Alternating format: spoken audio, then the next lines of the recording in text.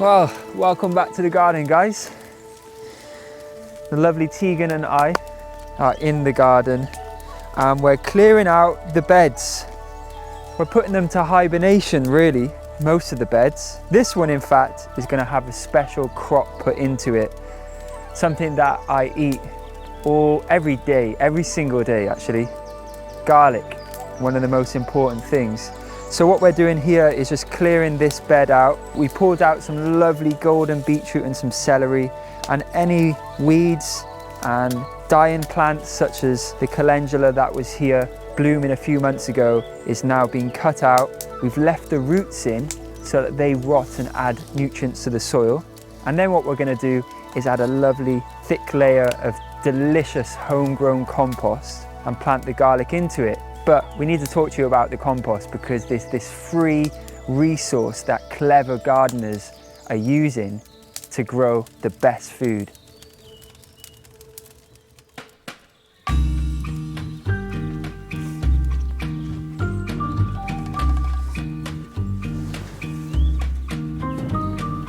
I can't believe it, but I'm bringing my homestead and this show on tour to a theatre near you very soon. Be prepared for the most intimate, magical, passionate evening where all of us guys, like-minded people, are going to come together and just have the best time.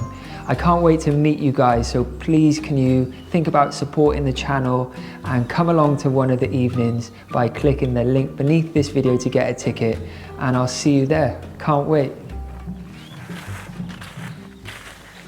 So this is the free resource that I was talking about. We're getting these together. I did this last year, Tegan. I piled all of these old leaves that often cause such mayhem and make such a mess. I piled them up in my compost heap last year and they turn into the most amazing rich compost to grow food in. I cannot wait to see if I've made some good compost with these leaves. I won't do that, I promise. So how long does it take? A year? You haven't checked on the last ones in a year? Yeah, it could take a year, but really, because the leaves are so small, this will probably break down within like 3 or 4 months, really. But you know, I've just put them up there, I've forgotten about them, and I have mixed the leaves with some other good stuff too, and we'll talk all about that in a second up at the compost corner. But you can literally just use leaves alone and they'll turn into the best compost ever. And it makes me annoyed really, because in the city you see like the council come in to pick leaves up and just put them in plastic bags and they'll take them to landfill, but really they could be turned into amazing compost for us all to grow food in. Ow! There are some leaves to be wary of and not have in your compost heap, but I have none of those trees around here to worry about. So just do research in your own area. But generally, any organic matter and dried leaves like this is just great stuff to make homemade compost. Why would some leaves be bad? There's like toxins in some trees' leaves, so maybe not so good for growing food, but I think it's very, very rare and not that many. Oh, okay. Do you want to sit on it? Yeah. Yeah, go on. Ow. This is the reason I wanted a girlfriend. There you go, they're not going to go anywhere. Oh, we have to get some runner. Come on. Oh, oh my God. Yes. Oh my gosh. It's like Wacky Racer. All right, I can't go any further. Careful. That was fun. Thank you. The trousers are a bit muddy now though. Right, we can get the rest of this in as well. So as well as the leaves, I'm putting on any of the plants that we've teared out of the beds, and it'll all turn out into good compost. Oh my God, I'm out of breath. Do you enjoy that? Yeah, it was fun. You're covered in leaves too. You look like a proper gardener. You put me in the compost. You would make the most fertile compost. All right, do you want to open the gates? We get to see the chickens now. Oh, look at them run down the hill. As you know, guys, my garden is on an annoying hill, but it's better to carry up light material to your compost heap and then bring down the heavy material, which is the compost that this stuff turns into. If that makes sense. So this is my really horrible, disgusting, messy compost corner, but it's fine. It's not supposed to be anything beautiful. Well, they can be very nice looking, but as I said, I've been piling up my leaves on here last year for ages. This one's ready now, so this is all the leaves and all the garden waste I've had. Chicken bedding as well goes on, and it should have made some of the most amazing compost. So we're going to check that out now, but first let's get this stuff on.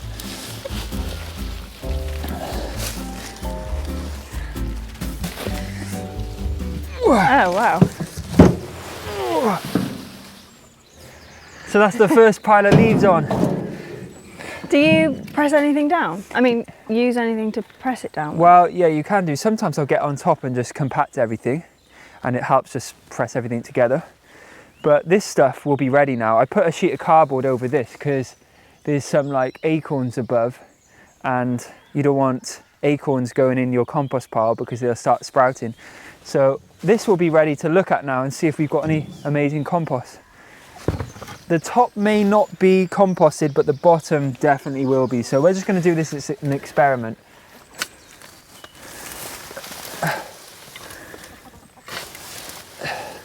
I even put compostable bags on here as well.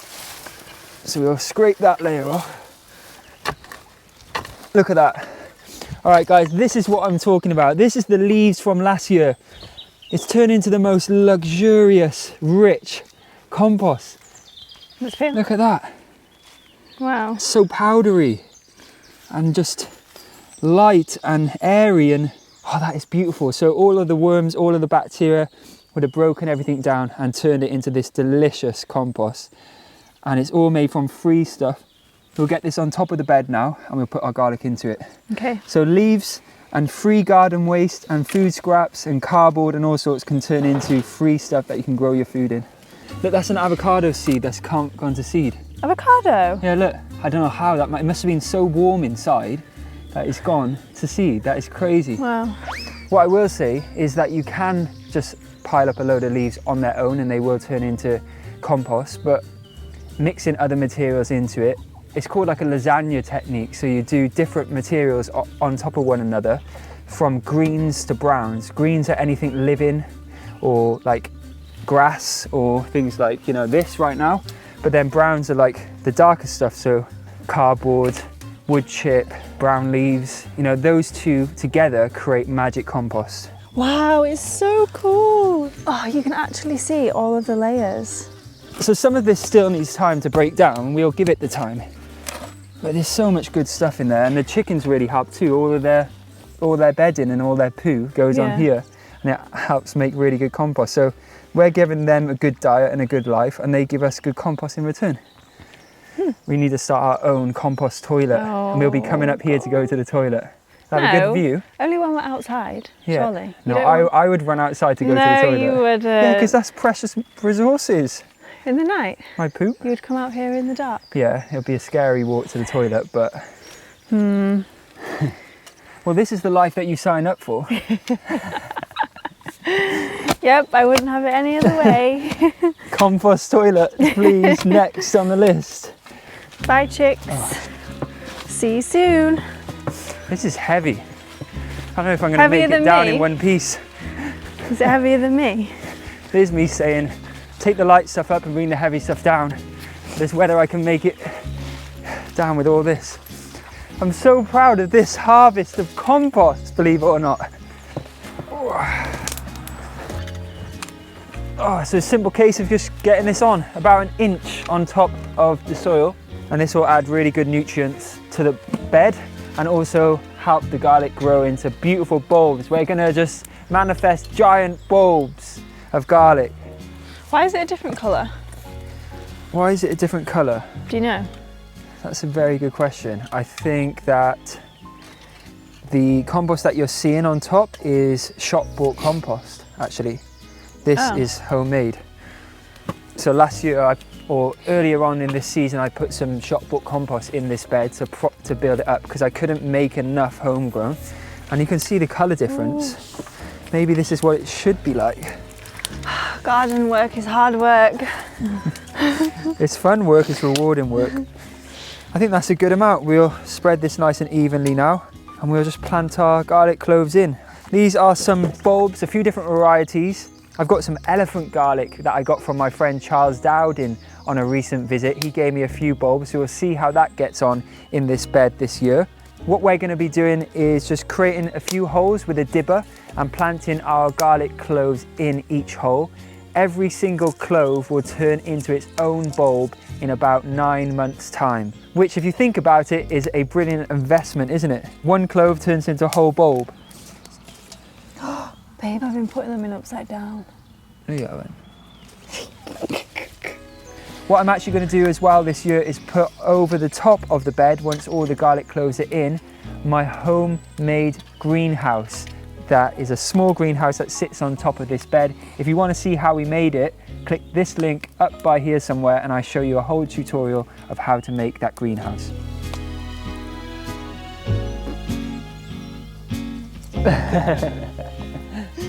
It's gonna make people sick. That's the last one. Well, how many do you think we got? At least 100. 100 cloves of garlic. That's going to be amazing. We planted them about 3 to 4 inches apart, but if you want a full tutorial on how to grow garlic, I did it a few years ago. Click up here and you will see it. It's really easy though. Really just grows without you having to worry about it. So we'll just rake over the soil now and cover over the holes. And as I said, I'm going to get my greenhouse on top of this. All right, that's perfect. Well done. 100. We're going to have 100 bulbs next year for all our garlicky, lovely dishes we make. Yeah.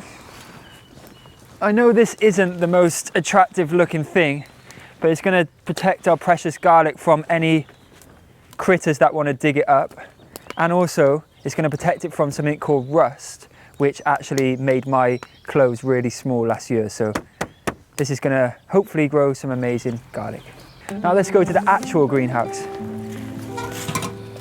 So you may remember the abundance that I had in my greenhouse, those amazing, juicy, huge tomatoes, all different varieties, refreshing, unbelievable cucumbers that were just being pumped out. I had everything from watermelons to chickpeas and lemongrass growing in this greenhouse, but now it's not looking so good.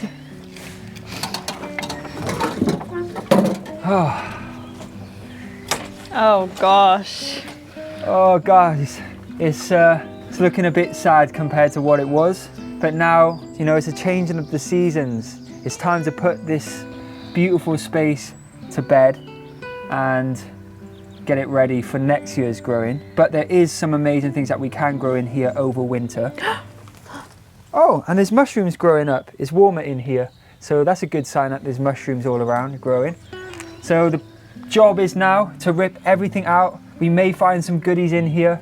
We'll start tearing everything down. It's a sad thing to do, but it's time to refresh. So all of these tomato plants need to be ripped out and taken down. It's a bit of a shame, but they're not going to grow anymore. But right here, there are some bottle gourds, and I harvested them yesterday. Look at those. Wow. So I'm hoping we can take these inside, and at that room temperature, they'll dry out, and you can actually use them as a water bottle or a little instrument like a shaker. Yeah, we'll see. Let's see if they work. If you've got any recommendations on how to turn this into a water bottle, please let us know. But I think circulating them with good dry air is what they need, so I'll keep them in the utility room.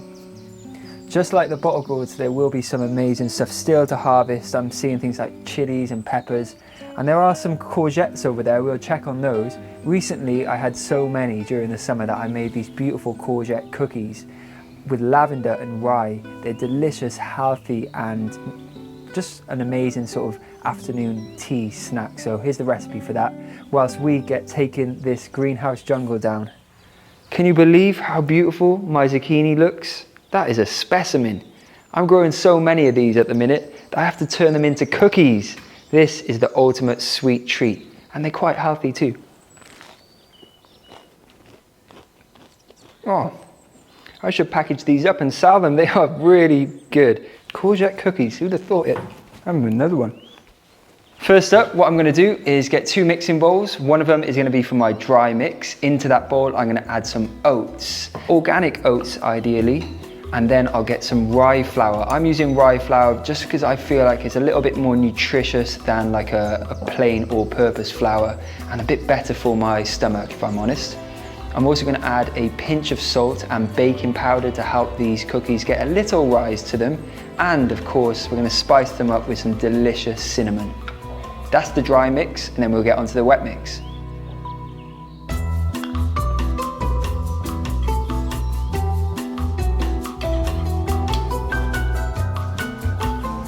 All right, so for the wet mixture, we are going to be first starting with our zucchini or courgettes, guys. I'm going to mix up those names all the time.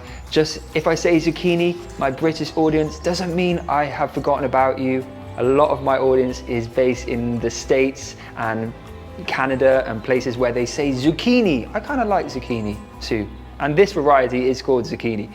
The first thing to do is grate them. And for this recipe, you want about a cup of grated courgettes. But this recipe makes about 9 cookies. So if you want to make more and you've got loads of zucchinis, obviously just double up the recipe. Grate it into a clean kitchen towel and wring out a load of the moisture. The courgettes do add great moisture to these cookies, but you don't want too much. You don't want it to be watery, so wring as much out as possible. Guys, you got to use all your guns here. Squeeze it out. Get it into your mixing bowl with your sweetener. Now I'm using maple syrup, but something like coconut sugar also works really well. This may feel weird at this point, adding something sweet to your courgettes like that, but it will work out. So rather than using something like butter, I'm going to add really good quality extra virgin olive oil, because baking, you do need that fattiness, and you do need something that's going to help kind of add that moistness and richness, I feel anyway. I'm not going to add much, just about a 1/4 cup of beautiful extra virgin olive oil. Finally, to the bowl, I'm going to add the zest and juice of a lemon for that freshness, and also some crunchy nut butter. On this occasion, I'm using macadamia nut butter, but you can use anything you like: peanut butter, almond butter, or if you have a nut allergy, add something like tahini. This is a bit of a wild card optional ingredient, but I just love my homegrown lavender. It adds such a great aroma, and well, you all know about lavender, it's very calming. I made a whole video on medicinal plants that I grow in the garden, check that out, but let's get some of these petals into the cookie mix. It'll work great with the lemon.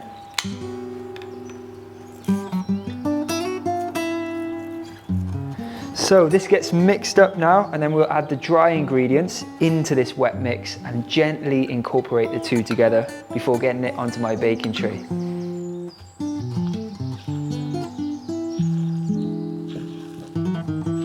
These cookies don't really melt down and expand in the oven, so you want to just shape your cookies how you want to eat them. So I do around 2-inch cookies and nice and thick.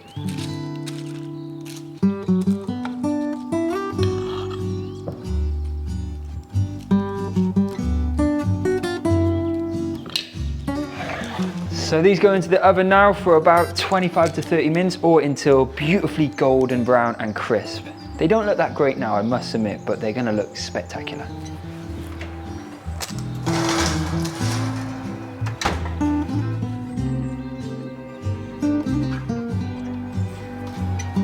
Oh yeah.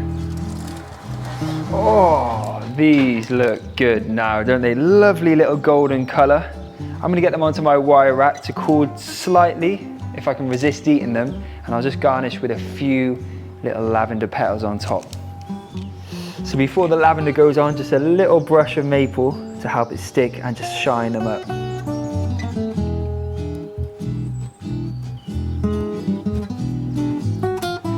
Well, only about an hour ago, my zucchinis were growing, and now they're turned into the most amazing looking, delicious cookies, and they're getting crisper and crisper as they're out of the oven, but I can still see and feel that the center's nice and soft and almost gooey. Let's give them a taste.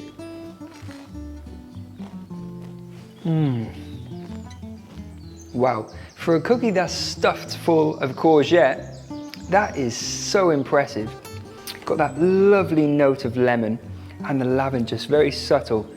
But the actual texture, thanks to the oats and the rye, make this a really delicious cookie.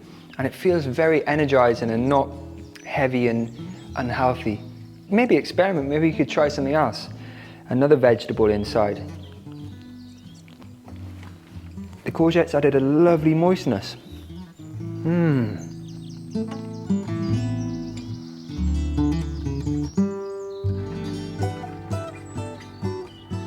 Guys, Christmas is so close, but there's still time to get a copy of my book, Plants Only Holidays. This is packed full of tons of recipes for the festive period and any celebration that you may have. Delicious food, not just for the main dinner, but also edible gifts and preservation techniques and leftover food too, plus some indulgent desserts, of course. Please get a copy. Click beneath this video if you want one. I hope you enjoyed that recipe. All of this stuff, it's not going to waste really, because it's going on the compost heap, and you'll be able to grow more food in this once it's broken down. So that's cool.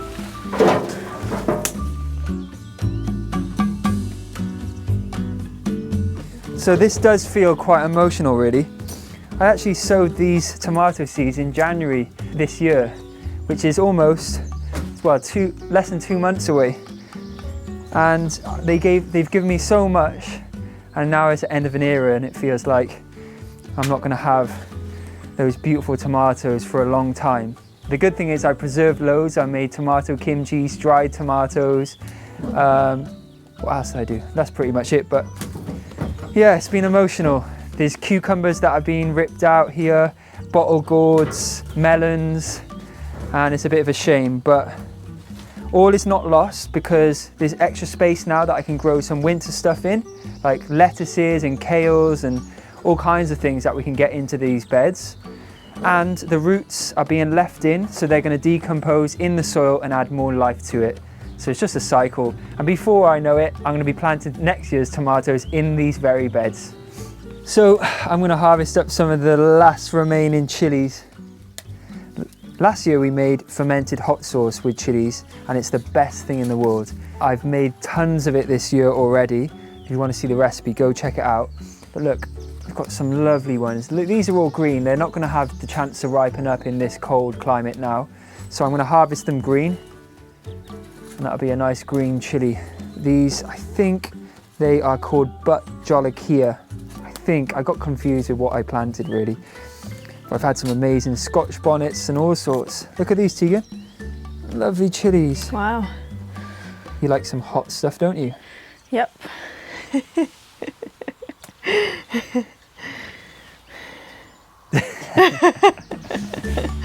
If you don't have a basket, just use your top. Any really healthy chili plants I'm going to take inside my house, and hopefully they will survive over the winter and I can bring them back out next spring and they'll continue to grow and produce delicious chilies. So now that we've made some space in the greenhouse, I've got some little seedlings that we planted a while ago to go in. Hopefully it will give us some food over the winter. We can still sow some more seeds in there, but it's going to be put to bed and hibernated for the winter time. We'll get the old plants, all of those tomato vines and everything else that we pulled out up onto the compost heap in the compost corner, which will break down over the next few months. Come spring, I'll be able to harvest compost from those very plants. Look at all this bedding you've got to play with now, little birds. The chickens will help me out by getting on top of here, scratching around as it breaks down. But I'll stand on it first. Hopefully there's no friendly mice and rats in here because they scare the life out of me. Whoops. It should be a sport, this compost standing. Action sport. Then I've got a series of lovely spring bulbs to plant randomly round the garden. Tegan and I will dig some holes, pop the bulbs in, and hopefully come spring we'll have some beautiful colour in the garden from daffodils, tulips and more. planting some bulbs. What bulbs? We got tulips and we got some alliums and daffodils. So hopefully these come up in spring for some colour. We can chop them and put them in the house as some flowers. Nice. Have you enjoyed being out in the garden with me today? Yes, I've loved it. Your as YouTube always. debut. Yeah. Thanks so much for watching, guys. We'll see you very soon with another video. All right. Oh, don't forget to like, share and subscribe and come see me on tour. Tales of the Homestead. Don't forget, get tickets ASAP, otherwise you'll miss out. And if you haven't got the Plants Only Holidays cookbook, get it quick because Christmas is coming. All right, we've got to say bye and wave to the camera, okay? Thank you for watching, Bye. guys. Just keep waving because the end credits. Oh. Oh, sorry, it's a bit long. Okay, about 30 seconds. Thanks for watching. Are you joking me? No, come. Oh. It's all quiet now. They won't hear us, but you just have to keep waving. No, I feel like you're actually winding me up.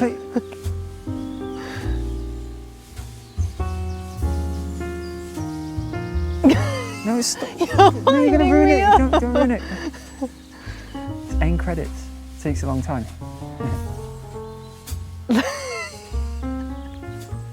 Got you. You don't do end credits. Ah, funny.